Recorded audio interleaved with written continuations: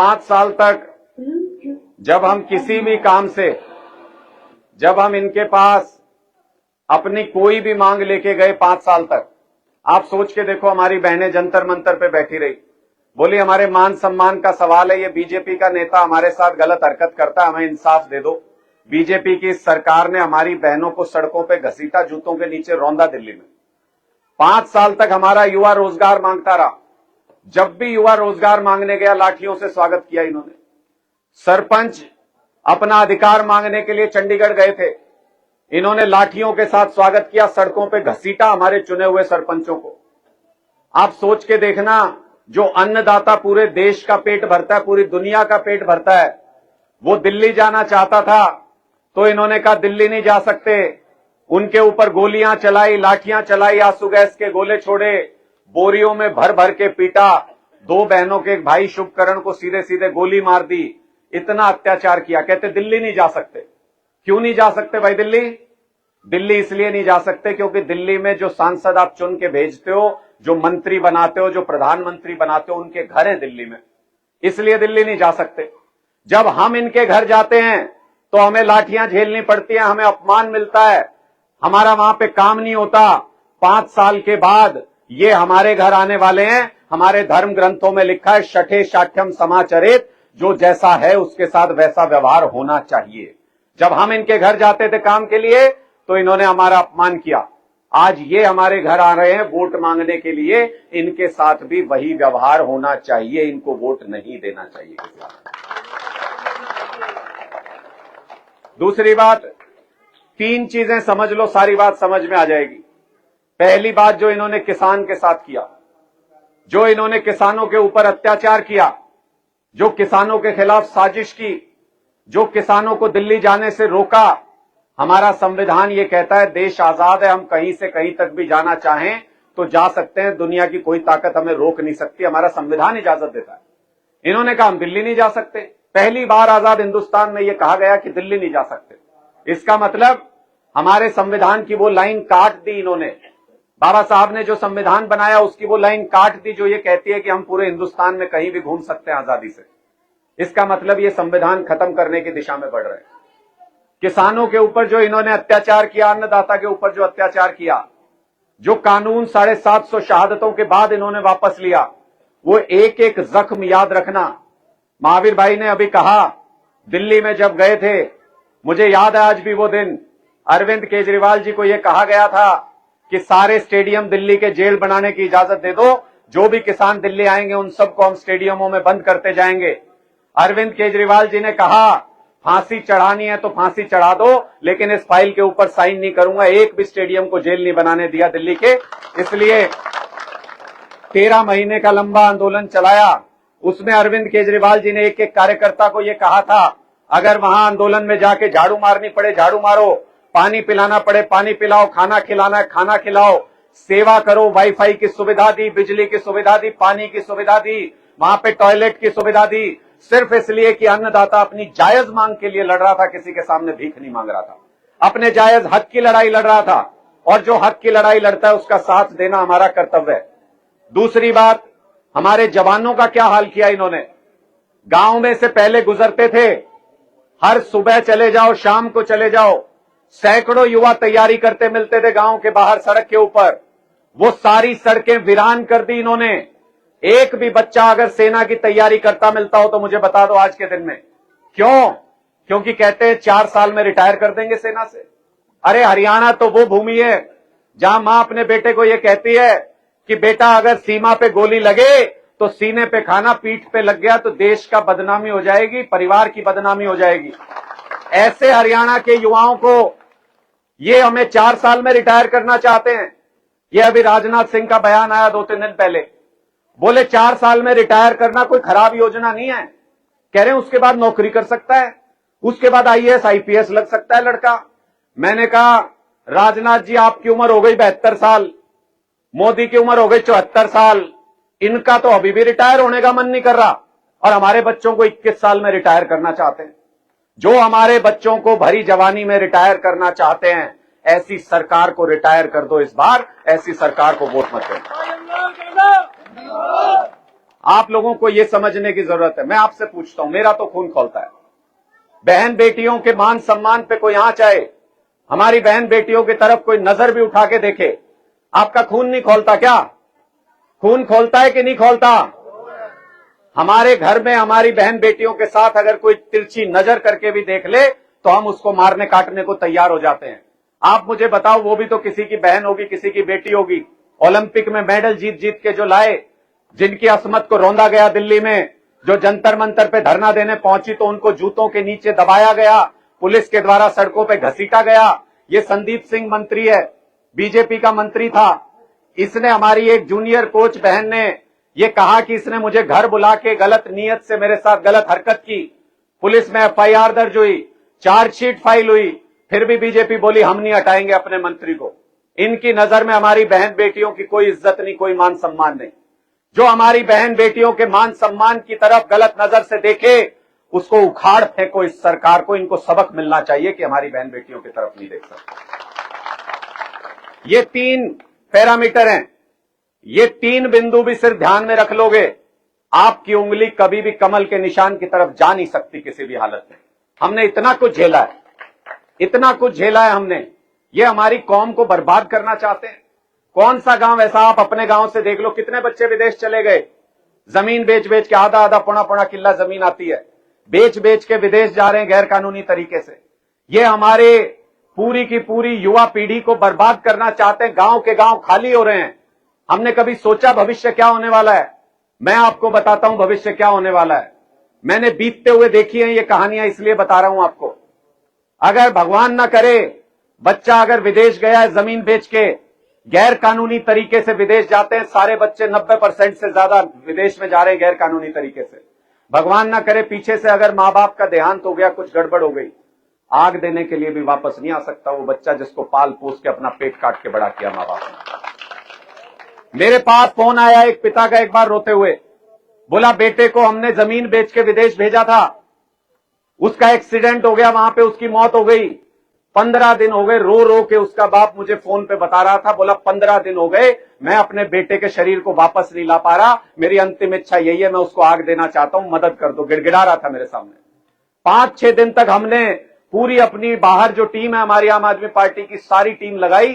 6 दिन बाद यानी 21 दिन के बाद उसका पार्थिव शरीर बच्चे का वापस आया, तब मां बाप अग्नि दे पाए अपने बच्चे को। आप समझ सकते हो किन हालातों से गुजरते हैं। अगर ये इसी तरह से चलता रहा तो क्या भविष्य होगा। आज के दिन में तो कोई पुलिस आती है गांव के अंदर, कोई धरना होता है, कोई प्रदर्शन होता है, ये युवा अपनी छाती अड़ा देते हैं। वो शुभकरण भी युवा था, वो जोश में उसने अपनी छाती अड़ा दी कि गोली मारनी है तो मुझे मार दो। लेकिन आप सोच के देखो, अगर ये सारे युवा विदेश में चले गए, बुजुर्ग मां बाप गांव के अंदर रह जाएंगे, पुलिस उनके ऊपर ज्यादती करेगी, उनके ऊपर अत्याचार करेगी, आप विदेश में बैठे खून के आंसू रो रहे होगे कि मेरे मां बाप के साथ ये दुराचार हो रहा है, गलत व्यवहार हो रहा है, मैं कुछ कर नहीं पा रहा। तड़पोगे विदेश में बैठ के सारे युवा पीढ़ी। अगर उस दौर में नहीं जाना चाहते, सारा कुछ अपने हाथ में है। ये 2 लाख नौकरी हरियाणा के अंदर खाली पड़ी है। जिस दिन सरकार चाहे 2 लाख युवाओं को नौकरी दे सकती है, लेकिन ये नौकरी नहीं देते। ये कहते हैं जिसकी शादी नहीं हुई उसको पेंशन देंगे। अरे 9-10 साल पहले अगर तुम इनको नौकरी दे देते, इनकी शादियों के इतने न्योते आते, मुख्यमंत्री जा जाके थक जाता, इतने न्योते आते। लेकिन ये वो नहीं करेंगे। ये कहते हैं हमारे बच्चों को इजराइल भेज देंगे नौकरी करने। यहां 2 लाख नौकरी खाली हैं, लेकिन हमारे बच्चों को इजराइल भेज देंगे नौकरी करने के लिए। क्यों? क्योंकि इजराइल में युद्ध चल रहा है, सारी दुनिया के लोग वहां से नौकरी छोड़ छोड़ के चले गए, हमारे बच्चों को मरने के लिए इजराइल में झोंक रहे हैं, वहां पे भेज रहे हैं। 500 बच्चे भेज दिए इन्होंने इजराइल में। जब 500 बच्चे भेजे, उसके 1 हफ्ते बाद वहां युद्ध छिड़ गया। उन बच्चों को निकालना मुश्किल हो रहा है वहां से। इसका मतलब युवाओं की इनके नजर में कोई इज्जत नहीं है। जो युवा तैयार है नौकरी के लिए, उसको नौकरी नहीं मिल रही। 25 लाख युवा बेरोजगार है हरियाणा के अंदर। मैं तो कई बार सोचता हूं, ये 25 लाख युवा भी अगर बीजेपी के खिलाफ झंडा उठा ले, कोई दुनिया की ताकत इनको सरकार में दोबारा नहीं ला सकती, कोई दुनिया की ताकत। 25 लाख युवा बेरोजगार है हरियाणा के अंदर। आप सोच के देखो क्या हालत है। ये जो छोटे छोटे बच्चे बैठे हैं, इनके लिए हमारे पास पढ़ाने के लिए स्कूल नहीं है। गांव के स्कूलों की हालत बद से बदतर होती जा रही है। टीचर नहीं है, एक एक टीचर 300-300 बच्चों को पढ़ाता है। ऐसा नहीं है कि ये बदल नहीं सकता, हमने बदलने की कभी कोशिश नहीं की। दिल्ली के लोगों ने बदलने की कोशिश की। मैं आपकी खुली छुट्टी देता हूं, कोई भी साथी मेरा नंबर ले लेना, दिल्ली में आ जाना। आप जिस दिल्ली के कोने में, जिस विधानसभा में, जिस नगरी में ये कहोगे यहां पे सरकारी स्कूल दिखाओ, वहां पे दिखाऊंगा। ऐसा सरकारी स्कूल जैसा प्राइवेट स्कूल आपने जिंदगी में नहीं देखा होगा, ऐसा सरकारी स्कूल दिखाऊंगा। हमने भी तो करके दिखाया दिल्ली के अंदर। इसी से कांपते हैं, इसी से डरते हैं मोदी जी। इनको लगता है ये सारे बच्चे पढ़ गए, इनके अगर अच्छे रोजगार लग गए, ये आंख में आंख डाल के हमसे सवाल पूछेंगे। मोदी जी को सवाल पूछने वाले लोग नहीं चाहिए। मोदी जी तानाशाह मानसिकता के आदमी हैं। मोदी जी को भीड़ चाहिए, जो वो कहें वो सुनते रहें, जो वो लागू करें उस कानून को मान लें। मोदी जी से बर्दाश्त थोड़ी हुआ था। हमारे किसानों ने कहा कि नहीं मानते तेरे 3 काले कानून, बर्दाश्त नहीं हुआ था उनसे। जब वो इन्हीं का राज्यपाल थे, वो जब बाद में जाके मिले, उन्होंने कहा अपने किसानों के साथ ठीक नहीं किया। बोले कि ये किसान मेरे कोई रिश्तेदार थोड़ी थे, मर गए तो मर गए। ऐसी भाषा का इस्तेमाल जो प्रधानमंत्री करता हो, वो किसानों के लिए क्या इज्जत रखता है, युवाओं के लिए क्या इज्जत रखता है, इसका अंदाजा आप आसानी से लगा लो। हमारी एक ही लड़ाई है। अगर इंडिया गठबंधन की सरकार बनी, मैं आज आपके बीच में कह के जा रहा हूं, पहला फैसला इस अग्निवीर योजना को खत्म करने का होगा। रेगुलर भर्ती शुरू करेंगे, रेगुलर भर्ती शुरू करेंगे सेना के अंदर। यह सिर्फ भर्ती का मामला नहीं है, यह हमारी सेना को कमजोर करके देश को गुलाम बनाने की साजिश है। जिस सेना में हरियाणा का बच्चा नहीं जाएगा, पंजाब का बच्चा नहीं जाएगा, जो अपने सीने पे गोलियां खा के इस देश की रक्षा करते रहे हैं, वो सेना क्या ताकतवर हो सकती है? वो धीरे धीरे कमजोर होती चली जाएगी। युवा अपनी जान देश के लिए देना भूल जाएगा, तब ये हमें दोबारा गुलामी की तरफ ले जाएंगे। ये साजिश है देश के खिलाफ, देश को खत्म करने की साजिश है। इसलिए आप सब युवा साथियों के सामने इतनी तकरीर इसलिए कर रहा हूं, आप समझोगे तो देश बचेगा, नहीं तो देश नहीं बचेगा। इसलिए ये सारी बातें आपके सामने कर रहा हूं। अरविंद केजरीवाल का सिर्फ इतना कसूर था, बिजली फ्री दे दी दिल्ली में, पानी फ्री दे दिया, स्कूल फ्री दे दिया, अस्पताल फ्री दे दिया, बुजुर्गों को तीर्थ यात्रा फ्री दे दी, महिलाओं को बस का सफर फ्री दे दिया। यह अरविंद केजरीवाल का कसूर था। इन्होंने कहा जेल में डालो इसको। लेकिन मोदी जी को यह गलतफहमी थी। उनको यह लगता था मैं तानाशाह हूं, मैं दुनिया चला रहा हूं, लेकिन उनको यह गलतफहमी थी। दुनिया ऊपर वाला चला रहा है, और ऊपर वाले ने कैसे चक्कर चलाया देखिए। चुनाव से ठीक पहले अरविंद केजरीवाल जेल से बाहर हैं, इनकी नाक में दम कर देंगे अगले 20-21 दिनों के अंदर। मोदी जी को लगा था शेर को पिंजरे में बंद कर दो, फिर उसके दर्शन करेंगे। मैंने कहा मोदी जी, शेर को पिंजरे में बंद करके तो कोई भी उसके दर्शन कर सकता है। हिम्मत है तो खुले मैदान में शेर का सामना करो, आपको अपनी हकीकत पता चल जाएगी। आज अरविंद केजरीवाल बाहर हैं, और उनके बाहर आने से पूरे देश में एक संदेश गया है। पूरे देश के अंदर यह संदेश गया है कि झूठ कितना भी तगड़ा क्यों ना हो, ताकतवर क्यों ना हो, वो एक दिन हारता जरूर है। सत्य कितना भी सामान्य, कितना भी कमजोर क्यों ना नजर आता हो, लेकिन सच की आखिर में जीत होती है। आज अरविंद केजरीवाल, बीजेपी ने पूरी ताकत लगा ली, सारे सरकारी वकील लगा लिए, सब कुछ झोंक दिया, उसके बावजूद आज अरविंद केजरीवाल बाहर हैं। मोदी जी को समझ नहीं आ रहा करें तो क्या करें।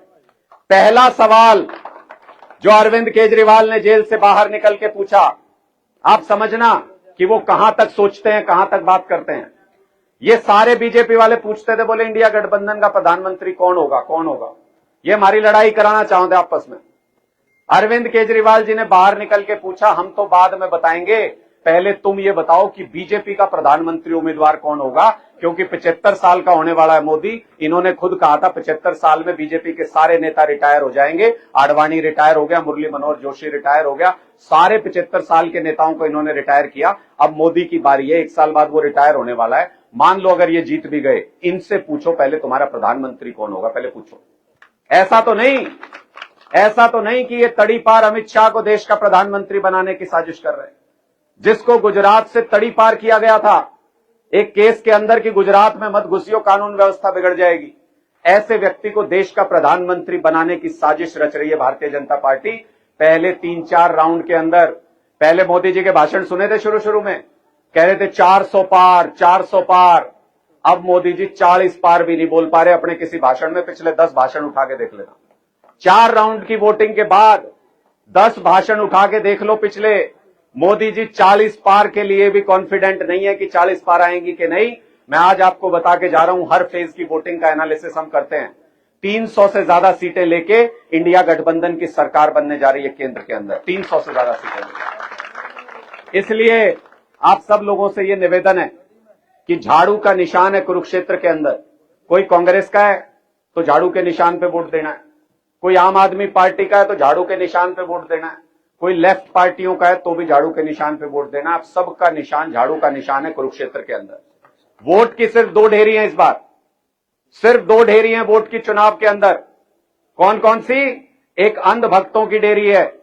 ये अंधभक्त जितने भी हैं ये अभी भी बीजेपी को वोट करेंगे, लेकिन पूरे देश में जितने भी देशभक्त हैं वो सारे मिलकर इंडिया गठबंधन को वोट करेंगे। सिर्फ 2 ढेरी हैं इस बार वोट की। तीसरा कोई भी आदमी अगर चुनाव के मैदान में है तो वो सिर्फ और सिर्फ भारतीय जनता पार्टी के इशारे पे वोट काटने के लिए चुनाव के मैदान में आया है। इस बात को अपने दिमाग में बिठा लो। अगर कोई आपके कान में आके ये कहना चाहे कि ताऊ का लाल है दे दे वोट, ताऊ के लाल नहीं है, बीजेपी के दलाल है ये लोग। मैं आज आपके सामने स्पष्ट रूप से कह रहा हूं। और क्यों कह रहा हूं? बिना तथ्य के मैं कोई बात नहीं बोलता। मैंने आज तक जीवन में जिस बात का मेरे पास सबूत नहीं, मैंने वो बात नहीं कही, सच के सिवा कोई बात नहीं कही। मैं क्यों कह रहा हूं कि ये बीजेपी के दलाल हैं?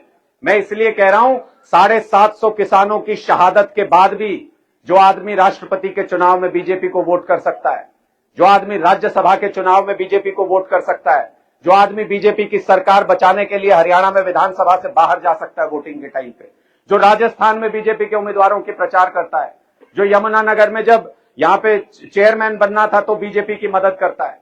इसका मतलब अगर जीत भी जाता तो यहां से बीजेपी की मदद करने के लिए ही आया था। यहां तो जीतने का कोई जुगाड़ ही नहीं है। इसी के परिवार के पिछली बार लड़के देखा था, कोई वोट नहीं है।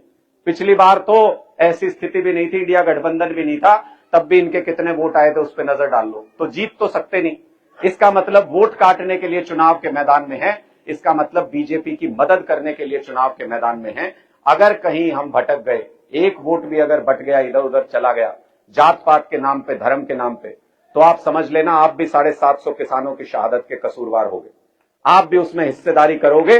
उस शहादत को इस सरकार ने किया, हम भी इनकी मदद करके उनके कसूरवार बनेंगे। हमारे वो पुण्य आत्माएं हमें ऊपर से श्राप दे रही होंगी। इसलिए इस बार ये ध्यान रखना कि इंडिया गठबंधन के झाड़ू के निशान पे यहां पे बटन दबाना।